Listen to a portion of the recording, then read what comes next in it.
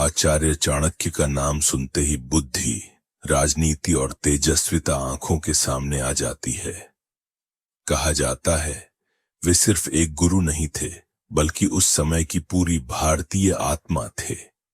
चाणक्य हमेशा कहा करते थे, शिक्षा सबसे बड़ा धन है।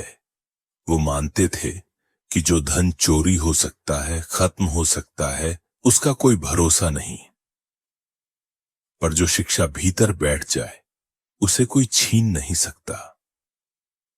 यही कारण था कि उन्होंने साधारण से बालक चंद्रगुप्त को पढ़ा लिखाकर इतिहास का महान सम्राट बना दिया। वे बहुत व्यवहारिक थे। चाणक्य कहते थे, शत्रु चाहे कितना भी छोटा क्यों न लगे, उसे कभी हल्के में मत लो, क्योंकि एक छोटी सी चिंगारी भी पूरे जंगल को जला सकती है। उनकी बातों में समाज और घर परिवार का गहरा अनुभव था।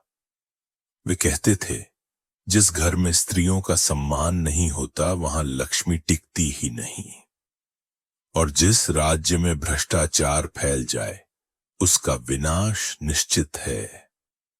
आज भी जब हम चारों तरफ देखते हैं तो उनकी यह बात कितनी सच्ची लगती है।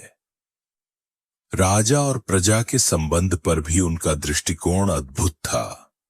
वे कहते थे, जैसे मधुमक्खी फूल से केवल उतना ही रस लेती है कि फूल को नुकसान न हो, वैसे ही शासक को प्रजा से कर लेना चाहिए, इतना कि उनकी जिंदगी मुश्किल न बने। सबसे बड़ी बात यह कि चाणक्य का अपना जीवन बिल्कुल साधारण था। वे जमीन पर सोते थे, साधारण वस्त्र पहनते थे और कभी धन इकट्ठा नहीं किया।